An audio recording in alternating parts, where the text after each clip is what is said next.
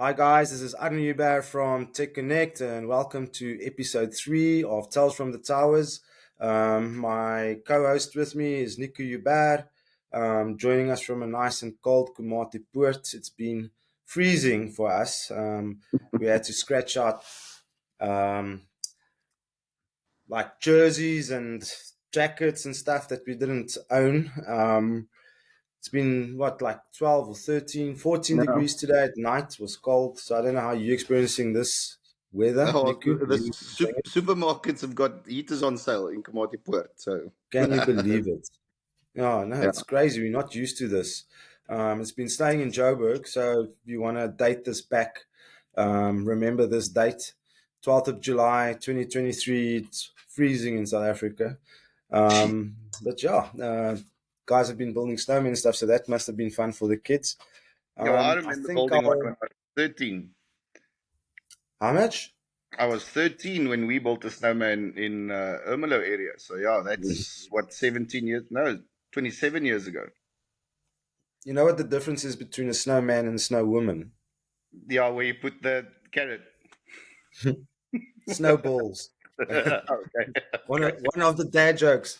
Okay, so I like starting off the podcast with a little story. Back in the days when I was doing IT support for our clients in Fetchua, which by some weird twist of fate became Investec later, we had about 7 to 8,000 clients that we were supporting. And we didn't have internet in those days, so nothing like TeamViewer or AnyDesk, which helps us out a lot today. And I had a specific client who was battling with a password, logging onto the domain, and I went through various iterations of the word. First of all, password, and that didn't work. And then I tried fetch sure, and that didn't work. And then I tried dog because I couldn't think that you would misspell dog. That didn't work. And then the last final attempt was God because honestly, she can't misspell that. And still, she couldn't get in. So I had to drive all the way from Braamfontein to Sandton and type her password in. And it still didn't work when I tried and I opened a notepad and typed in fetch sure and password and dog, and by a strange coincidence, the letter on a keyboard that didn't work was the letter D. So all those passwords didn't work because the keyboard was faulty. So a nice day trip, a whole day to get a password issue sorted out. We're lucky these days that we have remote support that we can actually log on to computers and sort issues out remotely. But yeah, not fun. Well, You have any stories? your issue with not being able to do the remote support. So I think it was in the first month or two that we started the business. One of our farm clients, the lady phones in and said, "No, there's a ghost on a laptop." And when she's I typing, remember, yes. Yeah. when We she's won't mention typing, names, yeah. yeah. So when she's typing, there's a whole lot of other digits in between. And I actually remote supported in. I think it was TeamViewer or AnyDesk at that stage, and I'm typing, and as I'm typing, nothing happens. But when she types, I can actually see the extra digits on the screen. So I'm like, we just signed the client and trying our best, obviously, as always. But is that extra support? Now I'm in the car. I'm on my way. 10 minutes. We got this SLA, and drove out. Got there, and the lady got a. She's got a laptop, and they bought a wireless keyboard and mouse from us. So she's got the keyboard in front of the laptop, but then she's got a big file with all the paperwork, the data that she's capturing is on top of the laptop's keyboard. And as she's typing, she's touching the file, and the file is pressing buttons on the laptop. So yeah, no, there was a ghost, but it was a file ghost. So My word. What about the one with the close all windows? What happened oh, there? my first IT job. So I was working in the same business as my cousin, and but for the first month or so, I was just driving around and just shadowing him, listening to the calls as he's taking remote support phone Mm. calls, and just learning not to. We didn't have GPSs, so I had a thick road map, and obviously learning the streets of Joburg. Mhm. And my first day in my own bucky driving around doing support, and I'm got a business phone, so if it rings, I have to do support. And my very, very first call was a lady in Baragwanath, and she phones and says, "No, the system's completely down." And obviously, your first call, so you've got all this information about how the system works, and you're thinking it's the worst. So have you tried this? Have you tried X, Y, Z? Clicking this side, closing that, and no, nothing's working. And as rule number one in all IT, have you rebooted? So yeah, just close all the windows of the application. But my words were, please close all the windows. And the lady's not on the other side of the call anymore. And I just hear the 2 or 3 windows in the office, ka-tonk, ka-tonk, ka-tonk, as she closes the windows. I'm like, no, you're misunderstanding. Close the icon.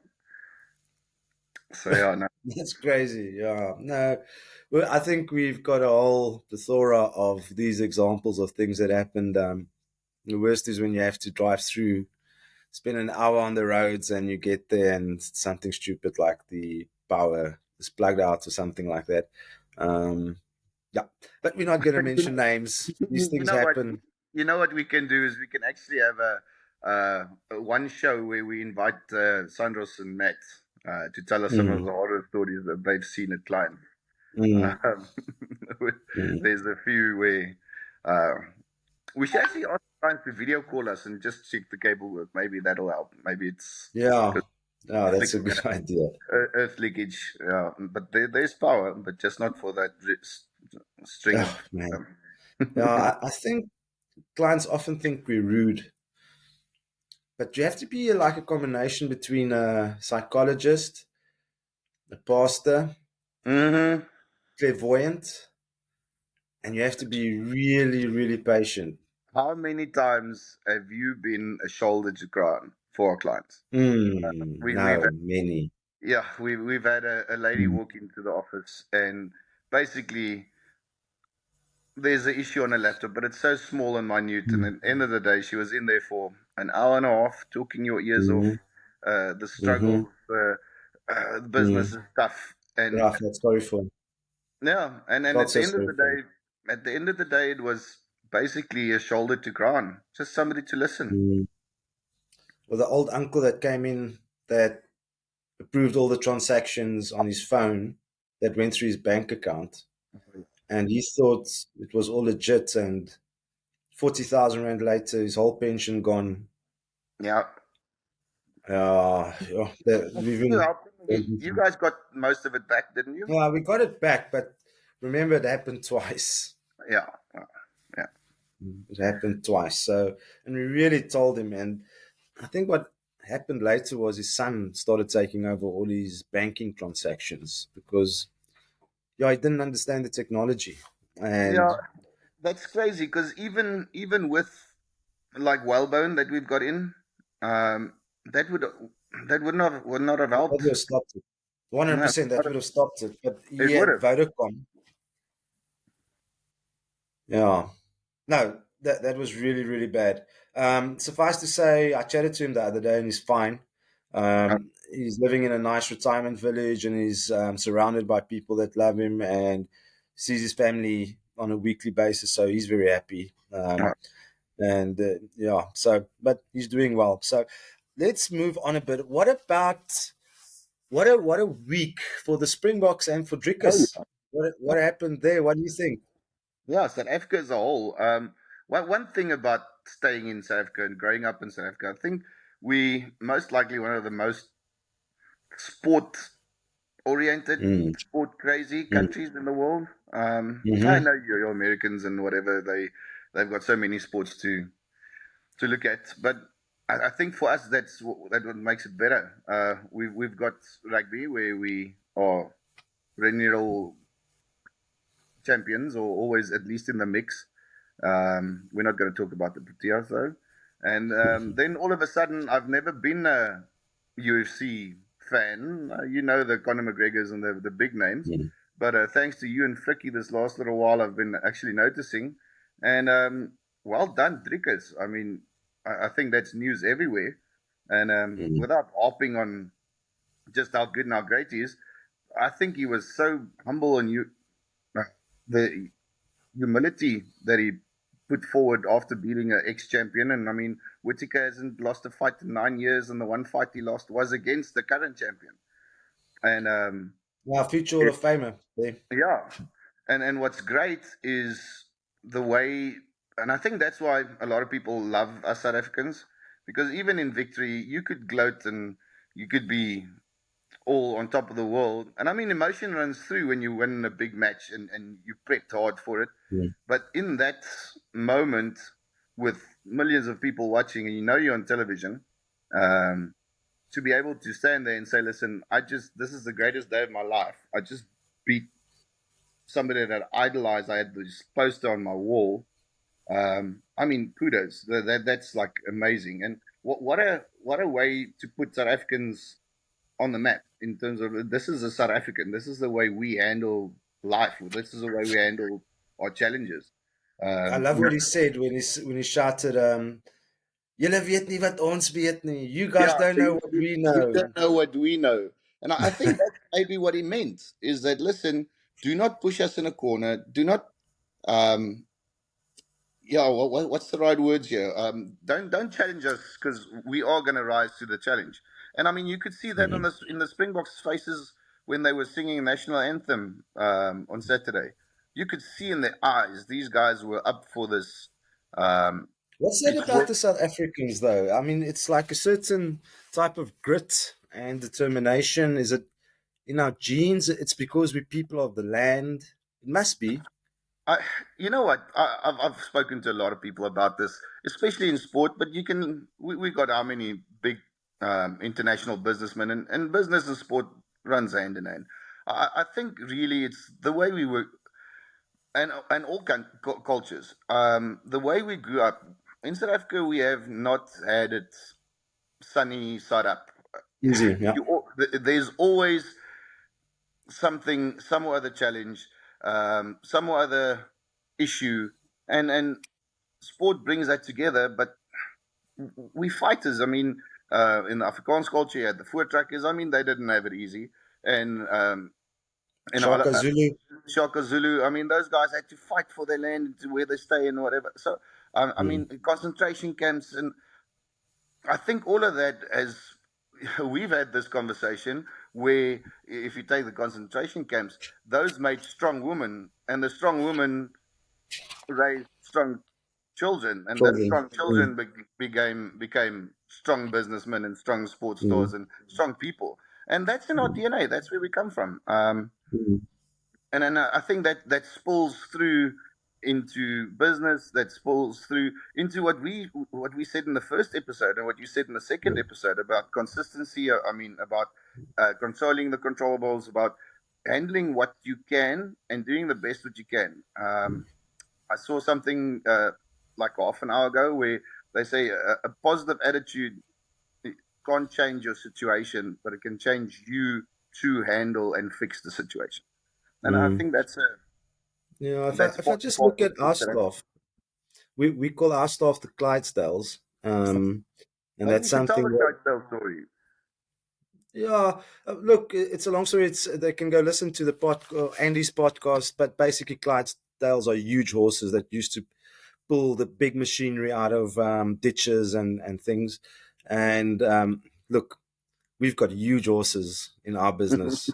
The Sandroses and the Mats and the Davids and the Tanikus and these guys, they are Clydesdales. And we really look, I hope we really look after them like we should, because if you want heavy lifters, there's no way, nobody in South Africa is going to stick by those oaks when it comes to climbing onto tin roofs that at 50 degrees sun baking down on them and digging holes for new towers, and just also their fine skills like their welding and their grinding and the building, and there's nothing that they cannot do. You give them something to figure out, and they'll use like I always said, a creepy crawly pipe and a glue gun and a piece of wire and a string, and you've got a new tower built. And that's how these guys operate. And honestly, I'm so proud of my Clydesdales. And it's just that grit. It's that South African grit. Nothing's too much. Get through everything. Nothing is ever too much. Mm. No, no, it's amazing. Another example, I have to speak to the coach of the Mpumalanga Small Schools champ. Well done. Yeah, no, thank you. Those kids are amazing. Oh, we see that basically everything we've spoken about the Drikus and the Springboks, I can bring that down to my 12 and 13 year olds that are playing in my rugby team that I coach with a Mm. very good friend of mine, Hannes Elof. I'll tag him and listen to his music, guys, please. Yeah, But listen yeah, to Hannes Elof, guys. Brilliant, brilliant musician.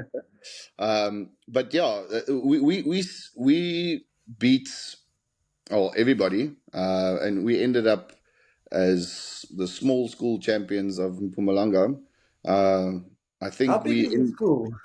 uh, I think we've got just over 200 boys. How Um, many how many boys were in the team? we we left to Middleburg for the semi-final and finals with 18 boys. So I did that's not have 15 players and three and reserves. three And three and three who reserves. did the boys play against to practice? No, there's a shadow. Yeah, I all must the say, coaches. yeah, I've got some bumps and bruises. But I must say, I think that's also what's making the kids very tough is for a bit of just shadow and game plan. We do sometimes practice against the under 11s. So there's some 10 and 11-year-old boys helping out the 12 and 13-year-olds. But that obviously helps the youngsters a bit more than it does us, but at Mm, least there's a body and some space. So mm. no, but that was impressive. I mean, the kids left everything on the field. The passion that they showed, that's amazing. It's And the I first. just quickly want to mention that these boys are so, it's obviously you and Hannes that instilled the discipline in them, but they're so polite. When you go to greet them, when you go to say hello, there's 18 boys standing in a row. And do you know what I always don't look up to? Is those handshakes. Man, those Yeah, boys are no. strong. You know what? There's this joke going around in town from the wrestling club side is that there's something special in the water here. Um, I actually want to take it further. I think it's the fact that our kids are still playing outside, still climbing Mm, trees, still being active. mm, Luckily, we're in an environment where kids can still grow up like that, like we mm, did. mm-hmm. Um, and Ride the bicycles, yeah. exactly, go fishing on their own. Mm. Yeah, no, it's they And the wrestling plays a role, I think, personally. yeah, no, that's our wrestling club's Kudos one to of the top Bastian. club. Yeah, our wrestling club is one of the better clubs in the province, and constantly sending kids to essays and competing nationally for national colours. So, man, Mm. that's all. A wrestler makes a good rugby player. Makes Yeah, them easy to 100%. coach. And that's where the hand grip comes from. Man, they're strong. Yeah, Sure. definitely. Yeah, I just think that, yeah, my point is life is not easy. And what's the saying? Difficult times make hard men, and hard men make hard children, Mm. And um, I just think that the kids that and the life that we offer them, they're actually experiencing the difficulty in South Africa, and the it's tough. I think it's tougher. It's tougher Yeah, out here, and it's more physical. They are more physical, 100%. yeah. But I would not change that for anything. Yes, If no, I I had agree. to, we had the talking about that. We had the conversation a little while ago of would I want my kids to go to university and study? And I think this is a. I'm going to throw that to you first, as being Okay, the wiser. I've got a lot of ideas about this. Mine are not. I'm not sending them. Um, They will go overseas for a year, one way ticket. Tumi already has her plans where she wants to go. She wants to go au pair. Tabu has no idea, but we'll see. I think if they come back and they made up their mind because they're too young, they do not know. They need to get exposed to whatever's out there. And if Tumi wants to become a doctor and her marks are good enough, I know her marks are good enough, then she'll go study. If Tabu wants to become an engineer, go study. But even in my business, I've got two people studying to become a teacher. And I actually had a long conversation. They've been busy for 5 years trying to be a teacher. Do you know how many unemployed teachers are in South Africa? Um, and the salaries aren't that great either. The first thing I'm going to teach my kids is sales, is how to sell. I think that's a very, very valuable skill. And lots of people hate sales because they think you're trying to hustle or bluff your way through. But that means you do not believe in your product.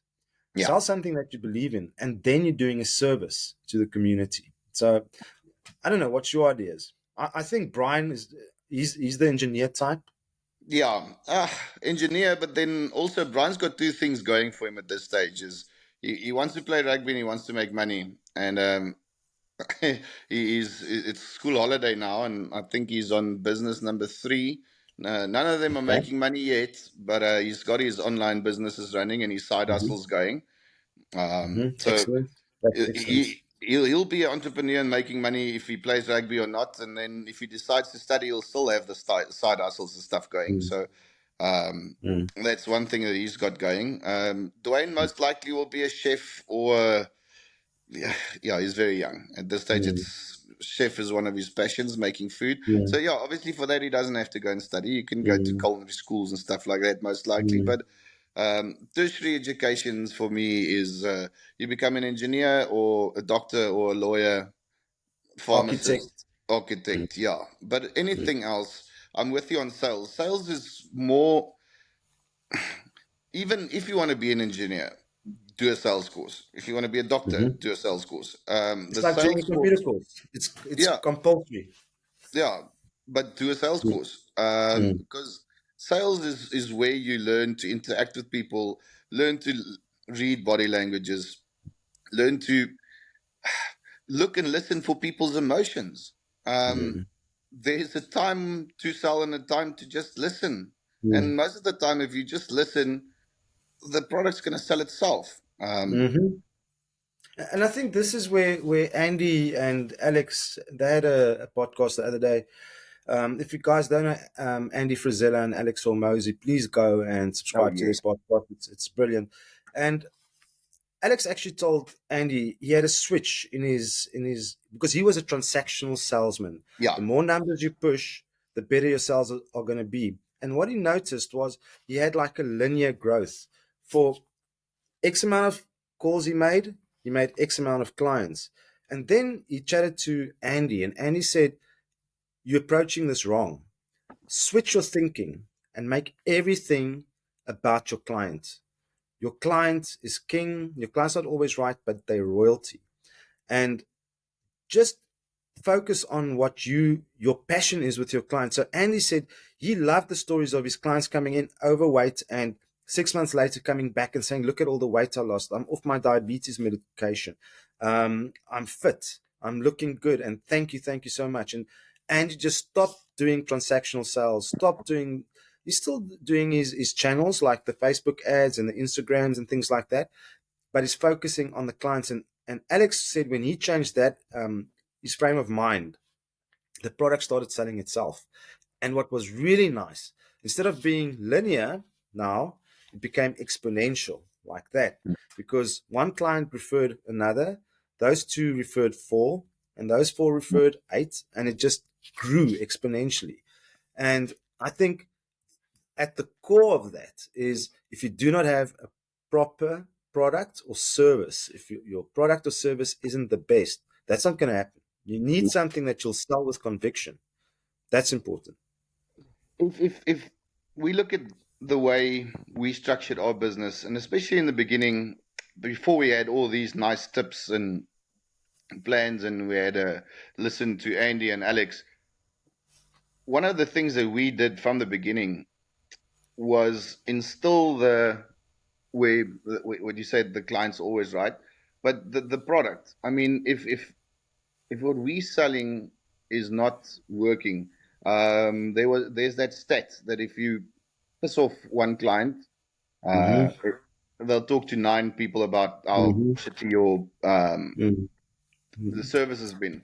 But if you make one happy client, only talks to 2 people. Yeah. So that's the difficult part, because your product has to be rock solid, your offering has to be rock solid, and that 2 talks to 2 talks to 2, and that's where your exponential growth goes. But Especially dropping with social media, word of mouth explodes on social media. So if you do have a bad product, it's going to blow up in your face. that's even worse. Yeah. So now those 9 people that you tagged, 90 people see that. But that's where you get that exponential growth again with the happy client and giving. That's where in the old days, just talking, it would talk to 2 people, and those 2 people maybe talk to 1. Now with social media and stuff, you have a happy client. He speaks to 2. He tags those 2. Those 2's got 200 followers or 200 friends, and they see it. And then so it does snowball the other way around as well, just not as fast. Bad news travels way faster. And that's why I'm so afraid. If I see young entrepreneurs these days starting to advertise their product on social media immediately without working on the product and getting the product the best thing that it can be, they just advertising a shitty product. Yeah. You know, get your product right. Yeah. Well, that's something you told Brian yesterday. Make sure that the background of your online business and the drop shipping and the transaction going to go through? Support, customer support. Yeah, all of that. Have you ticked all the boxes before you start selling? Because now you want to push the sales, you want to do the marketing, and TikToks. then the payment gateway doesn't work, or you don't have an email address set up correctly to handle queries or returns. Yeah, so get all the stuff ready before you sell. Andy Frisella said that when he developed his first supplement shake, it took him 19 months.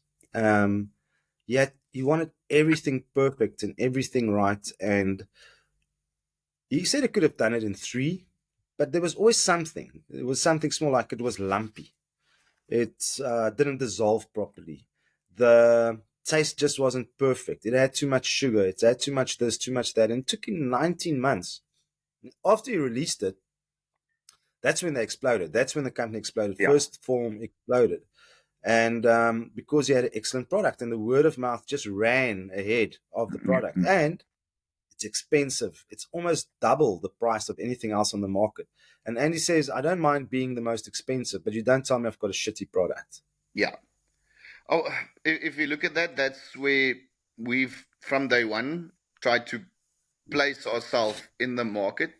That, listen, we're not going to be cheap and dirty and we just supply internet. We really go for the whole shebang, where it's an all-inclusive package. Just off the bat, I don't want to bore everybody with rand and cents, but I mean it's close to $1,500 a month, free with added value that with any other supplier in, I'd say, our country, that you would have to pay for as individual add-ons, and we're just giving that's part of the product, that's part of the service, and everything for us. That's why we are IT shop as well. At the end of the day, is to give that extra. How many times have I told you, let's just close the IT. Let's just go on with the internet. And then you tell me, but what about those clients that depend on us and rely on us to fix the other side of the internet that slows the internet down, the slow computers, the antiviruses? And I agree, 100%. Yeah, total, the holistic everything. Do not worry, we can sort it out. And if we can't sort it out, I know somebody that can sort it out. In terms of, we've organized aircons to be serviced. We've organized tires to be changed. We've driven KFC to office for the guys' workers. A client of ours whose staff was working overtime and they weren't available, and quick phone call. Yeah. We started Uber in Komati before there was Uber Eats. We were Uber Eats.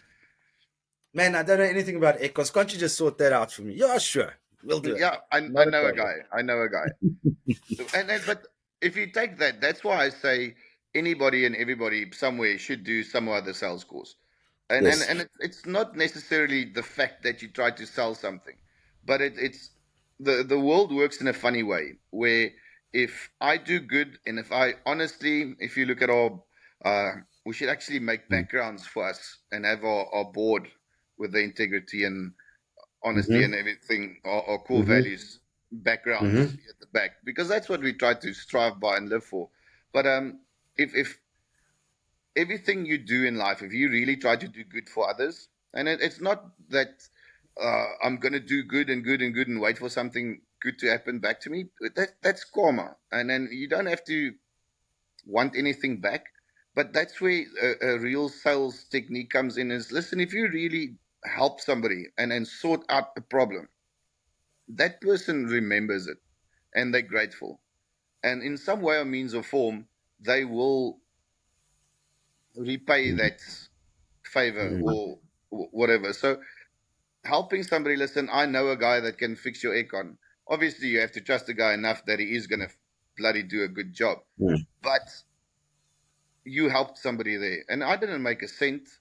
I made sure that a problem goes away.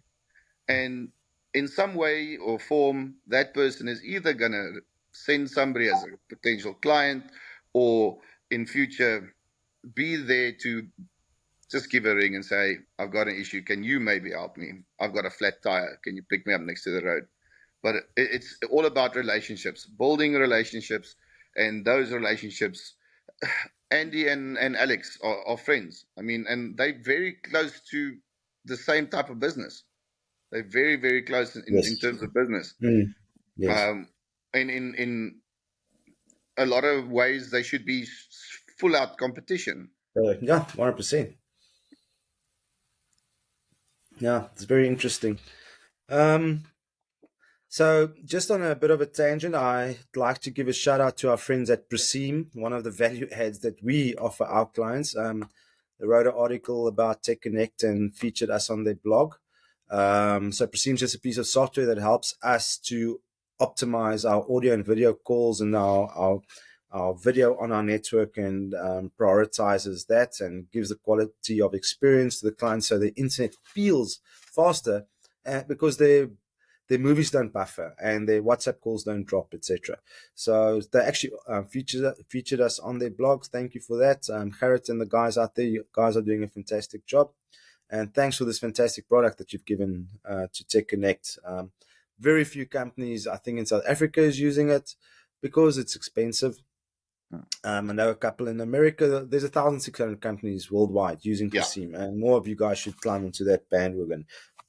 So we chatted about our kids going to varsity. I think we've got a consensus. I honestly think in South Africa, getting on the job experience is the most important thing to do. And I don't know if look, I chatted to one of our customer consultant ladies the other day who's in a second year studying Be Ed. she wants to be, what do you call it, a B.Ed, right? Yeah. Okay. And she said, but the weirdest thing is all her friends are unemployed who's graduated. And then that's even weirder.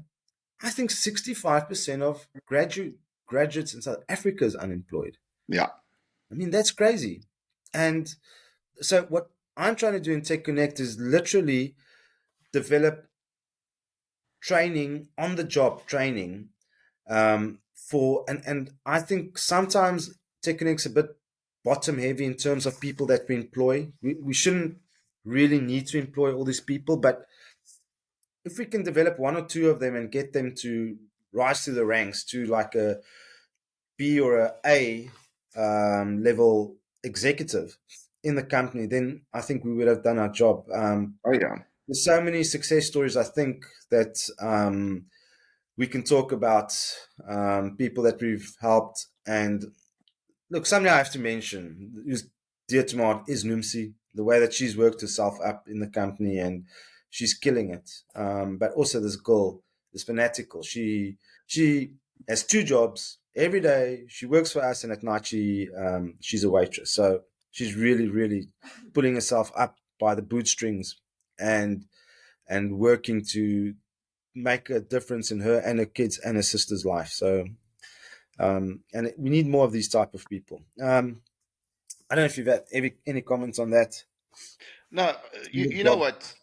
Training. If you look at Numsi, Sandro's Matt, there's Samantha, where they started off and where they are now, it's there's no certificates and I've qualifications and listen, I've completed this and this and this and this, but the way I know the way that you mentor every single one of them in terms of life lessons. I mean, these conversations that 2 of us are having, that we're having now, most of this we have with them as well. And then we've got our Google-ish type of Friday meeting. And I mean, I honestly feel and I hope that they all look forward to the Friday meeting where you've got a nice story and the Clydesdale story and what did Andy say and what's Alex said, and I look forward to them in any case. But if I do believe every now and again something sticks with the staff, and I mean staff feel so. I don't actually like the word. I mean we really do try to build a family. That's family. So, Yes. yeah. So staff sounds so harsh, but if if we look at the kids, it's my kids. Yeah, and then if you look at how they've grown and where they are now, I mean Samantha's been working for us for 9 years, Fricky 8, I think. David the full 9, and if you look at where they are now and where they all started, it's crazy. So there's definitely a difference that's being made, especially life lessons, and I really hope that wherever our futures go and their futures go, that they'll fondly remember these stories and life lessons and that stuff that never would have learned with an online course or with tertiary education. That's life experience. You can't buy that. I agree with you. Okay, so let's wrap this up. It's been almost 40 minutes. Interesting. Time flies. Plans for the weekend. What are we going to do? Have you got plans? It's a rugby weekend. Yeah, I've got a year-end function with my champion rugby side. We're having a nice braai. You invited. Yeah, I'm going to be there. You're bringing Tabu. Yeah, I'm not going to sleep in a tent though. I have to keep promises. I made them some promises, set them some goals, and they exceeded the goals. So myself and Anis has to deliver on our promise. So they'll have a braai and a sleep out in the bush. And are we gonna? Does Tabu need to bring his fishing rod? Yes. Okay. And there'll be a big bonfire. And remember, my deal was they do not have a curfew. Serious? Yeah, they had to keep to the curfew when we slept over the night before the final. And the deal was if they keep to that curfew, they do not have a curfew for Friday. Oh my word. Energizer bunnies. Yeah. And then obviously Saturday, hoping the Boks can beat the All Blacks in New Zealand. And after that, we got local rugby, Komatipoort Rugby Club playing against Hazy View. Obviously, we'll be there as well. So a rugby crazy weekend again. Okay, no, that's excellent. Meeting a guy for Deirdre's Wildlife Rehab Center that has some LoRa equipment he wants to show us. So I'm looking forward to that. But yeah, I think we're going to join you with the fishing and the bonfires and stuff. And then Saturday I have a rugby day. That's going to be excellent. Awesome. So, Nico, it was good chatting again. And sorry I missed the previous one. No worries. Enjoy the cold, my brother. Yeah. Cheers, buddy. Go well. And send love to the kids. Cheers, man. Bye. Love you. Bye. Cheers. Bye.